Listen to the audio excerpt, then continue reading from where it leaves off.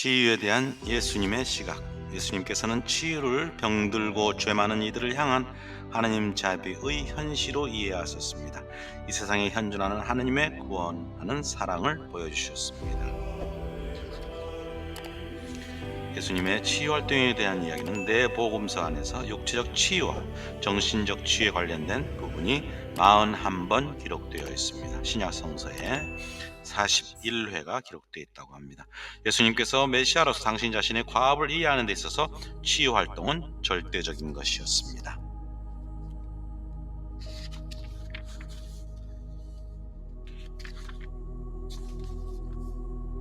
복음서들은 그리스도 안에 현존하시는 하느님의 능력을 신뢰하라고 촉구합니다. 예수님께서는 항상 무엇을 원하느냐? 내 믿음이 너를 구원하였다. 내 믿음이 너를 낫게 하였다. 라고 자주 말씀하십니다. 진정한 치유란 것은 성령의 능력을 통하여 그리스도 안에서 하나님과의 근본적인 관계를 재정립하는 것입니다. 구약의 전승이 죽음을 죄의 결과로 그리고 사탄이 능력이 드러나는 것으로 이해했던 것처럼 복음사가들은 치유 행위를 다가올 그리스도의 통치를 가리키는 징표로 이해하였습니다. 치유는 총체적 인간, 정신, 마음, 육신 그리고 영혼이 궁극적으로 바라보아야 할 구원의 진정한 상징이라고 할 수가 있겠습니다. 교회사 안에서 본 치유. 사도 바오로 치유 기적은 스테파노, 필립보, 다마스커스의 아나니아 등의 사목 활동을 통해서도 일어납니다. 하나님께서는 바오로의 손을 통해 비범한 이적들을 행하십니다. 그리하여 그의 피부가 닿았던 수건이나 옷가지를 벗겨 허약한 이들에게 얹어주기만 해도 그들에게서 병이 사라지고 악령들이 물러났다고 사도행전 19장은 기록되어 있습니다. 오리겐에서는 그리스도인들이 악령을 쫓아내고 많은 치유를 행하였다고 전해지고 이레네오도 같은 비슷한 말씀을 하십니다. 성 아우구스티노는 히포 교구장으로 있을 때에 불과 2년 만에 70가지의 유효한 기적들이 기록되었다고 합니다. 아우구스티노의 입장에서 볼 때 이 세계는 하나님의 내재적 능력에 의해 유지된다. 그런데 이러한 위대한 은총의 실제는 인간이 당연한 것으로 받아들이기 시작하면 하나님께서는 독특한 방식으로 이 세상에 개입하여 치유 기적을 통해 인간의 주의를 하나님 현존회로 이끄십니다. 대그리고리오 교황께서는 치유 기적을 첫째로는 천국을 앞당겨 맛보는 것으로 이해하였고, 둘째로는 우리가 천국에서 누리게 될 하나님과 인간의 완전한 일치로 이해를 하였습니다. 성인들을 통하여, 특히 성모 마리아를 통하여 우리의 마음과 정신, 육체와 영혼을 치유받으려는 이러한 노력은 중단되지 않았습니다.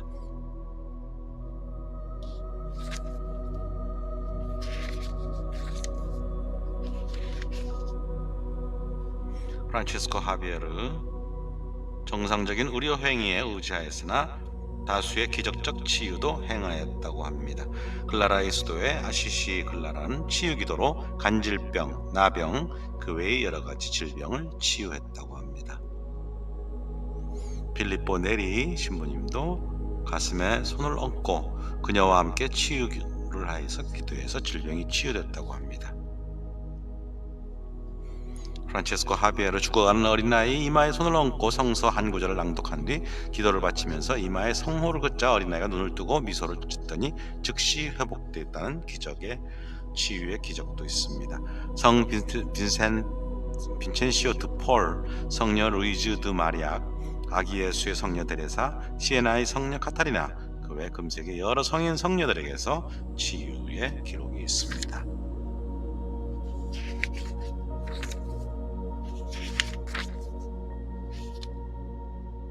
실제로 우리는 분명 고난을 겪습니다. 그리고 고난을 겪을 때 우리는 치유를 위해 기도하며 하나님께 매달립니다.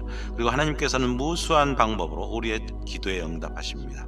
그러나 때로는 하나님께서 치유해 주지 않으실 때도 있습니다. 이는 그 질병이 더 큰 목적을 위한 것이거나 또는 하나님과 그 병자 사이의 보다 깊은 일치를 가져오기 때문입니다. 하나님의 치유는 하나님께서 원하시는 때에 하나님께서 원하시는 양만큼 베푸신다고 이해를 하면 되겠습니다. 20세기 전반기에 그리스도의 공동체나 각 개인의 경우에 고난과 구원에 관심을 가지면서 기도 안에 현존하시는 성령의 치유 능력에 관한 구체적 인식은 전혀 없었다고 해도 과언이 아닌데 비교적 최근에 와서야 교회를 통해 활동하시는 성령의 치유 능력이 강조되고 있습니다. 나의 개별적인 영적 성장과 세상의 구원을 위해 나 자신의 질병, 불안, 고난을 봉헌하는 일과 또 나 자신의 치유를 위해 기도하는 일은 서로 모순되지 않습니다.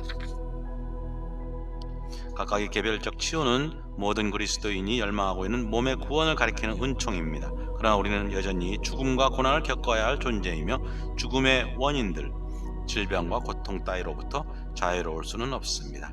치유는 몸의 부활에 대한 예고입니다. 그것은 죽음을 이기신 그리스도의 승리의 표징으로서 하나님께서 우리를 위해서 주시는 선물입니다. 표징을 보여주시는 하나님의 치유는 인간의 이해를 초월합니다. 왜 어떤 사람들은 기도를 통해 치유받고 또 어떤 사람들은 여전히 고통을 겪어야 하는지는 알 수가 없으며 이해할 수도 없습니다. 고통에 대한 자기 반성과 그 근본적인 원인의 발견이 수반되지 않는 치유 기도는 별로 도움이 되지 못합니다. 내적 고통이 치유되기 위해서는 먼저 깊은 자아 반성과 그에 따른 즉각적인 실천이 요구된다고 합니다. 고난은 곧 하나님 사랑이 도구가 될 수도 있습니다. 고난은 하나님의 능력과 현존에 대한 보다 깊은 자각을 통하여 우리를 하나님께 더욱 가까이 이끌어줍니다. 하나님이 우리에게 평화와 기쁨을 주시며 그분이 우리 삶이 온갖 고난 가운데 현존하신다는 것입니다. 가장 지독한 두려움과 절망과 고통 한가운데에 바로 그곳에서 우리를 사랑하고 계신 하느님을 발견할 수도 있습니다. 주님은 우리를 무지와 정신 이상과 육체적 질병에서 구원해 주시며 성령의 능력을 통하여 창조주와의 긴밀함이라는 새로운 관계로 이끌어 주십니다. 치유는 예수님께서 우리를 죄와 육체적 질병과 정서적 질병에서 해방시키기 위해 오셨다고 선포하는 복음, 메시지의 논리적 귀결이라고 볼 수 있습니다. 믿음의 그리스도는 모든 인종과 문화와 종교를 초월하여 만인 안에 시간과 공간을 초월하여 현존하십니다. 부활하신 분 안에 궁극적 미래가 있으므로 온 우주의 미래와 각 사람의 미래가 그리스도의 손에 달려 있는 것입니다. 온 우주의 통치권을 가진 분으로서 예수 그리스도뿐 아니라 또한 매일매일의 삶의 의미를 주시는 우리 각자의 구세주로서 예수 그리스도를 깨닫도록 부름을 받고 있습니다. 부활한 그리스도는 우리 각자의 인생 안에 적극적으로 현존하며 우리에게 삶의 가치와 의미를 주십니다. 태초부터 하나님의 계획은 그리스도 안에서 모든 것을 화해시키시고 일치시키는 것이었으니 성령의 능력을 통하여 우리의 삶 안의 모든 것을 화해시키고 치유하고 일치시키는 것 또한 그분의 계획입니다. 치유가 요구되는 우리 시대.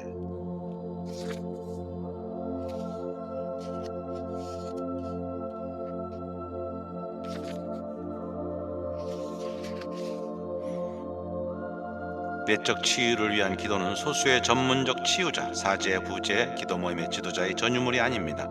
그리스도인이라면 누구나 자기 자신의 치유를 위해 그리고 자기 주변에 있는 다른 이들의 치유를 위해 기도해야 하고 기도할 수 있습니다. 진정한 그리스도인이라면 상처받은 이들 누구에게나 당신을 사랑합니다.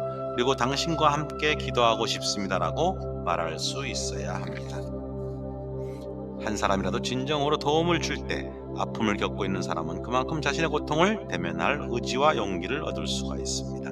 우리 자신이 성령의 감도의 마음을 열고 우리의 도움을 필요로 하는 사람의 어느 부분에 치유가 요구되는지를 분별할 수 있도록 기도해야 합니다. 어떤 특정한 상황 안에서 치유를 위해 기도하는 법을 가르쳐 달라고 주님께 간청해야만 합니다. 우리는 상처받은 이들의 마음속에 감추어져 있는 두려움과 죄책감, 수줍음, 그리고 절망감 등에 특별히 민감해야 합니다. 같은 상처를 입은 사람들이 개방적이고 수용적인 분위기에서 자신의 감정을 털어놓을 때에 치유의 과정은 더 빨리 진행될 수가 있습니다. 그들이 처한 상황 안에서 자신들이 느끼고 있는 감정만이 유일한 실제는 아니라는 점을 스스로 깨닫도록 도와주어야만 합니다. 생각을 바꾸게끔 도와주어야 합니다. 우리는 믿음을 가지고 기도해야 합니다. 믿음은 바라는 것의 실상이고 보이지 않는 사물의 근거이기 때문입니다. 복음서에는 치유받은 이들의 믿음의 기적을 가능케 했던 몇몇 경우도 기록되어 있습니다. 여러 해 동안 하혈을 해온 부인이 다가와 예수의 옷단에 달린 술을 만지자 예수님께서는 그대의 믿음이 그대를 구원하였소라고 말씀하십니다.